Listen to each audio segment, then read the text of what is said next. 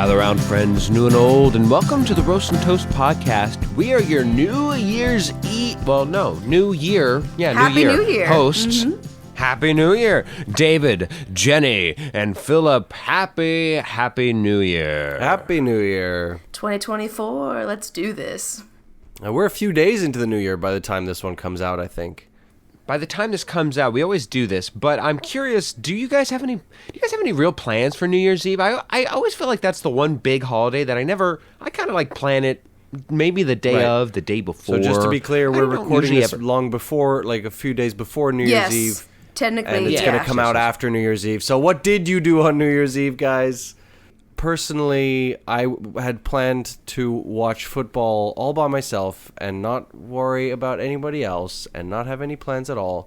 And I've been invited. I was invited then. Not even with Nicole, your girlfriend? Oh, Nicole's more than welcome to sit and watch football with me. No, but unfortunately, those plans were completely destroyed when I got invited by friends to a little small gathering. And so that's probably what I did do on New Year's Eve, which I'm sure I had lots of fun doing. Friends. I know. I'm so over New Year's at this point. I was so looking forward to doing nothing. I also hate fireworks, and my dog just gets traumatized. Oh, really? And I despise fireworks. I wish fireworks, if I could snap my fingers like Thanos snapped fireworks out of existence, I would do that. Well, oh my David, God. Good news for you. It seems like the trend is occurring where less fireworks are happening and more drone shows are happening. Have you seen those? Yeah, the drone shows I think are really cool. I would take that. Yeah, let's go innovative. Let's go with the drone new. shows. Something new. And it's so much more interesting. I mean, fireworks go bang and that's it. And they traumatize, not like, I think about my dog and how traumatized she gets from fireworks, and I'm like, what about all the woodland creatures that are out there and they don't even have a little comfy bed to curl up in and shiver with fear? They just have to like dig a hole and hope that they survive this like nuclear apocalypse that's happening around them. So your fireworks. Your fireworks. I hate New Year's. Somebody think about the squirrels. David loves to think about the squirrels and their nuts and just it's the otters too. Yes! It's the otters too. So don't you dare. Oh man, Jenny, any particular plans on New Year's? Or I do have several, comes and but goes? the one I will talk about is my father's 60th birthday. His birthday is New Year's Eve. And we are going to... You guys are the most festive family. We are. We're a family of fun birthdays. Yeah. Holidays. It's true. Yes. So he's New Year's Eve, and it's the big 6-0 this year. So my mother... You know what? I don't know how much I can honestly reveal. She's planned this little surprise. Ooh. So maybe I can talk about it on the next episode freely. Wait. No. Jenny, this comes out after. Oh, okay. I can talk about it as much as I want then. Great. Yeah. So what is going to be happening is there's this new thing in town. Like it's like an escape room situation where you gather a bunch of people in the same thing to do the same activity. But this thing, you get to put on your very own interactive game show. Oh. So you put together, you can invite as many people as you want to a party. We have like 30 people that we're inviting. And they all get broken into teams. And we just play a bunch of game show type games with each other, and there's prizes. You get to have your own host. It's really cool. I can't really describe my experience, but from what I'm hearing and what I've seen on pictures on this place's website, it looks really promising. So can't wait. Nice. Very nice. Well, speaking of things we can't wait for, I can't wait for us to play this game that I got cooked for us. Let's go. This episode is brought to you by Details by Claire. Looking to streamline your busy schedule? Looking for a helping hand for life's endeavors? Details by Claire is here to make your life easier. Visit www.detailsbyclaire.com to explore a wide range of services, including calendar management, website creation, and even voiceover work. Claire's attention to detail and dedication to her clients are unmatched. Don't let the game of life overwhelm you. Visit www.detailsbyclaire.com today and discover the convenience and expertise of Details by Claire.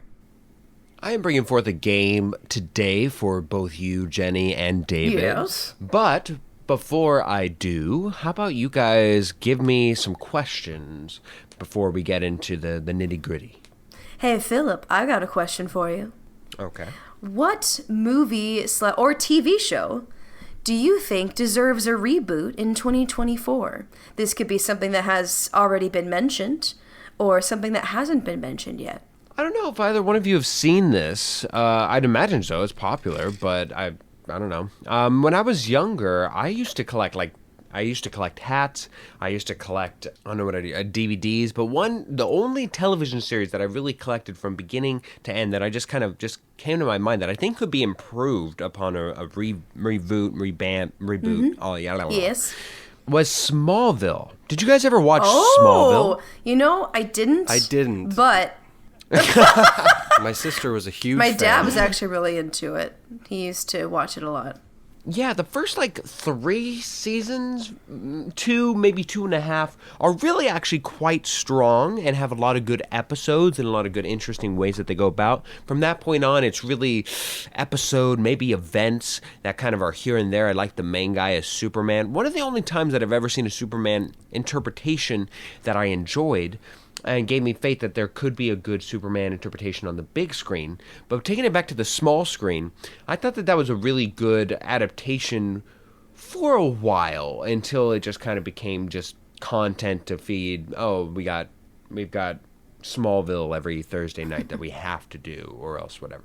So I think if it were done more serious, more in the style of maybe now Netflix's, or I guess was Netflix's, maybe Disney Plus's Daredevil, wherever that goes from there. I think if it were a little darker, and a little more better in tone, grittier, maybe that, or just I can see a reboot being successful in that way. David? Philip, what is something that you regret putting in your mouth this holiday season?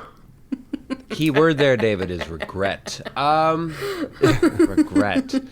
These days, especially for the holidays, I'm pretty picky on what I put in my mouth. But the one thing that I can think of that comes to mind is that I love my grandma. Bless that woman. I hope you didn't eat your grandma. Jesus, no. Although she would be delicious. She would be scrumptious. I don't know. Scrumptious. No, she no longer really cooks or bakes anymore. So her contribution to our Christmas shindig shenanigans was that she brought a couple of cakes. She brought a carrot cake. My sister brought a pecan pie, but my grandmother also brought on top of the carrot cake, because I'll be honest, I don't quite understand why she brought the carrot cake to begin with. But there was a holiday red velvet bundt cake that she bought from the store as well. So everybody got one slice of it because it was so interesting and it looked good. And when you bit into it, way over sugary. Really? And it's really hard to do, especially on a red velvet cake.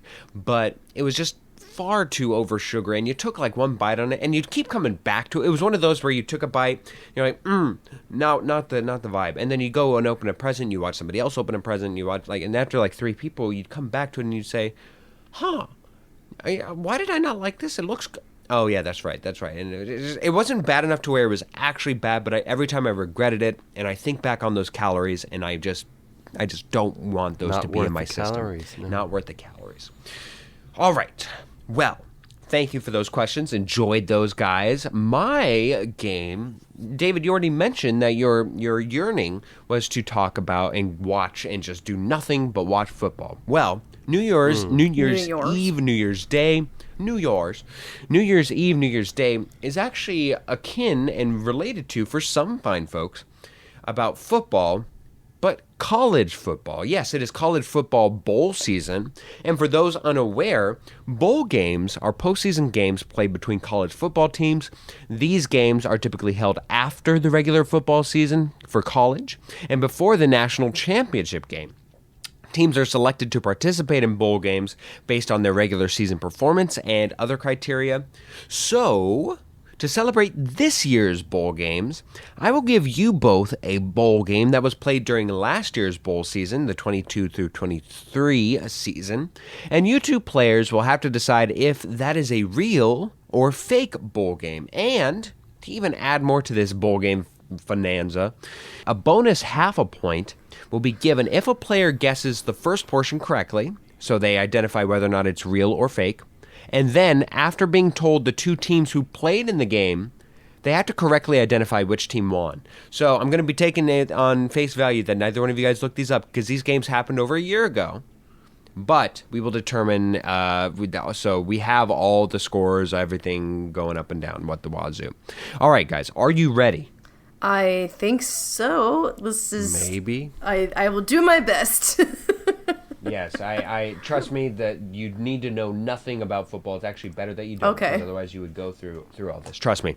It'll be easy peasy, squeezy that lemon. All right, the first one, is it a real or fake bowl game? The Jimmy Kimmel LA Bowl. And let's start with you, Jenny. The Jimmy Kimmel LA Bowl. Real or fake, Jenny? I want it to be real, but it unfortunately does sound fake, so I'll say fake. Fake. David? I know this to be real. Not because I follow college football, but because I saw it on Kimmel. Indeed. I thought David might actually know that one for some odd reason. So, yes, it is indeed real, Jenny. So you'll be delighted to know that that was real. We had a whole skit based on it. You can go back and watch that YouTube. Now, David, since you got it correct, I'm going to give you the two teams in their order upon how they were phrased. So there's no rhyme or reason as to who's first or who's second. Tell me which team won between Washington State and Fresno State in the Jimmy Kimmel Bowl. Not that I have any love for Fresno as a city. I have been there. But I'm going to go with California because I do have love for California. So Fresno State.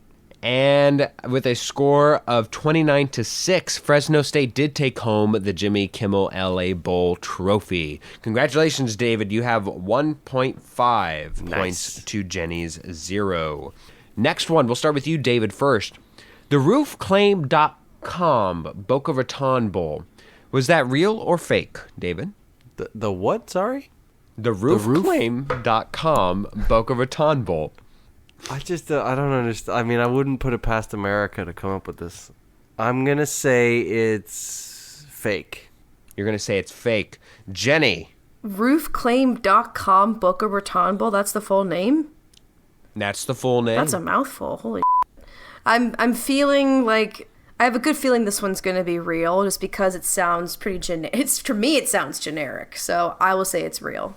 With two participants of Liberty and Toledo, the roofclaim.com Boca Raton Bowl was indeed real. Jenny, you get the opportunity now to tell me which team... Okay, awesome. Between Liberty and Toledo, which team won? Liberty versus Toledo. Yes. Just give him a statue, because I say Liberty. Liberty, here we say Liberty. Scoring 21 points, Toledo took home the roofclaim.com Boca Raton Bowl. So, Jenny, you are still behind David at a 1.5 to 1 deficit. David will go, Jenny, we will go to you here. Mm-hmm. Is the famous Idaho Potato Bowl real or fake? The famous Idaho Potato. The famous Idaho Potato Bowl. I'm going to say this one is fake. David. I'm also going to say fake. 41-27 was your win for Eastern Michigan over San Jose State in the famous Idaho Potato Bowl. It is indeed a real potato bowl, yes. Oh, man. We got to love these bowl games. Next one. Potato. Sorry, go ahead. Idaho Potato. David, we go to you. The Laffy Taffy Illinois Bowl. Is that real or fake? Fake. David says fake. That was so aggressive. I know. He's very... One of them has to be fake. Yeah, that doesn't sound very real to me either, to be honest. So I will agree with David and say fake. You both go up a single point. I did come up with the Laffy Taffy Illinois Bowl. I thought I might be able to squeeze one past you. I didn't. Okay, next one. The Bad Boy Mowers Pinstripe Bowl. Jenny, we go to you first. Oh, I'm gonna say real because it just sounds beautiful. So I'm gonna hope it's real. Beautiful. Yeah. David, I'm also gonna go real. You both are correct. Now, this is the first time we have this, but we'll go with you first, David, since you have a lead. The two teams playing in the Bad Boy Mowers Pinstripe Bowl last year were Syracuse and Minnesota. Which team won in the Bad Boy Mowers Pinstripe Bowl? Syracuse or Minnesota? I've never been to Minnesota, and I've never been to Syracuse, New York, but I've been to Syracuse, Italy. So I'm going to go with Syracuse. Syracuse, the man says. Jenny? For shits and gigs, I will go opposite and say Minnesota. Minnesota. And with a score of 28-20, Minnesota took home a fresh set of mowers, meaning that Jenny has tied up this game to 3.5 apiece for the both of you. All right, now we go to you, Jenny. The Happy Hemp CBD Bowl.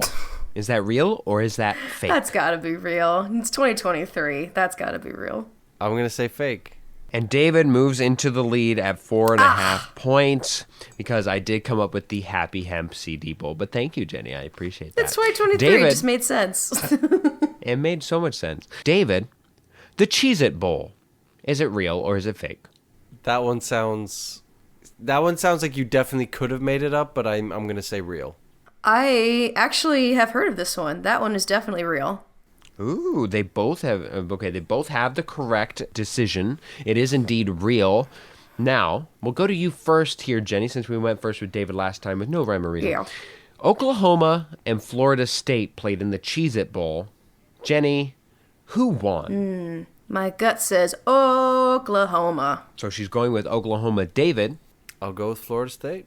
It was a tight game, 35-32. Whoa. However, Florida State did pull away with the win, meaning that David now has 6 points to Jenny's 4.5. I'm coming up close, though. Dang it. You are. Next one. Next would be Jenny. Yes. Jenny, the Duke's Mayo Bowl. Was that real or fake? I thought you were going to say Dukes of Hazzard Bowl, and I got really excited for a second, but you didn't, Philly. You didn't. I did not. I'm going to say that one is fake. I'm going to say real. And with the winner of the bowl game getting doused in mayo, the Duke's Mayo Bowl was indeed real. Now, David, you get a chance to get another half a point. It was between Maryland and NC State. Who got doused with some mayo? Ugh. I'm going to say North Carolina State. With a victory 16-12, Maryland actually took home the mayo, the winning mayo, the championship mayo. So, David, you are up 7 points to 4.5. We're going to go to you first for these last couple ones. I've only got 2 more. So, Jenny, you need a couple of miracles here. Give me some fumbles, David. The Tony the Tiger Bowl. Is that real or is that fake? Tony the Tiger Bowl. It's fake, I think. I think you made that one up. He thinks it's nope, fake. That Jenny, was real. She says with conviction, and she must know something that you didn't, David, because indeed that is a real one. The Tony the Tiger Sun Bowl is a real one. It's great. Jenny, between Pittsburgh and UCLA, who took home the Frosted Flakes of victory? I'm feeling... Wait, sorry. Name the teams again? Pittsburgh and UCLA. I'm feeling frosty for UCLA. Oh. She goes up to 5.5 points because it was indeed Pittsburgh. Great. So she did not get that extra half a point. But it was 37-35. 37-35. Last one. Trailing behind 5.5 to 7. David, you'll go first. Is it real or is it fake? The Wasabi Fenway Bowl. I'm going to say it's real. I'm feeling lucky. It feels real to me. Ooh, okay. So, Jenny has given up the game, but she is correct. So you both get a point since you both guessed real, and it is indeed real. Mm-hmm. Now, the question becomes, we'll still go back to you, David, first. Between Cincinnati and Louisville, who won this game? Who won the Wasabi Fenway Bowl, David? Cincinnati and Louisville. I will say Cincinnati, because I've been there. I shall oppose and say Louisville. She has saved her dignity by getting to 7 points herself. However, David getting that correct point earlier was 8. Louisville did win 24-7 in the Wasabi Fenway Bowl. David, congratulations. Yet another win. I hate you, but that's all right. That is all right. Good game. And with that loss, Jennie drops down to a 6-15 record, while David goes up to 13-6, and I remain stagnant at a 6-11 record. Yay, David. Yay, David.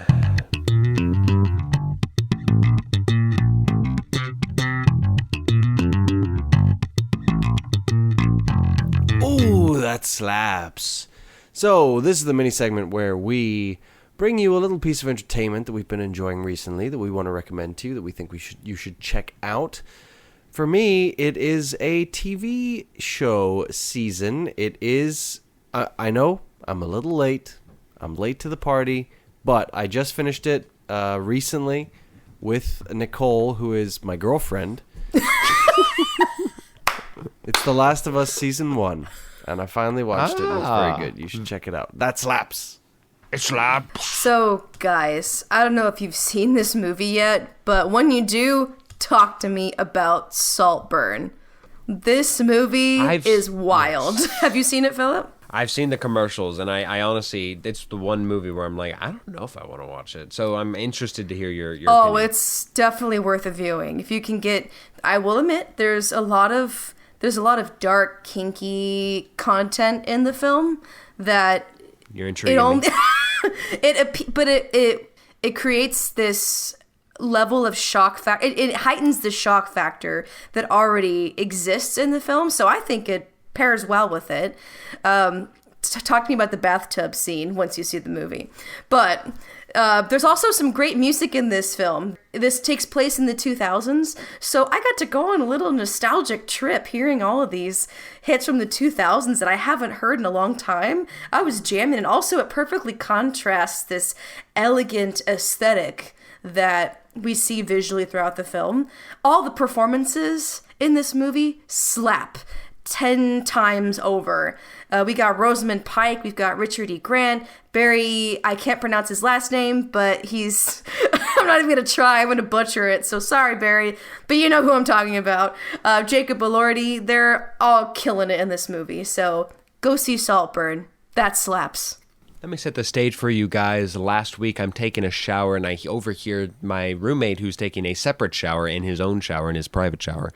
And all of a sudden, I hear his music blaring, and it got into my head. And all of a sudden, the 3 words that blared in my head was, F you, David. And it wasn't F. Because I was rather enjoying this song, and I went to go find it, and it got stuck in my head. And it was a little country. And so, David, here's my That Slaps country edition. Wagon Wheel by Darius Rucker. I'll be goddamn, that little Bessie, she slaps. She slaps so hard. My God. With that, how we come to another close, but the beginning of a new year. So let's see if we can close this episode and get to the new, fresh beginning of our time in this year. Thank you to Casson Crossland and Jake Corlang for the music you hear on the show.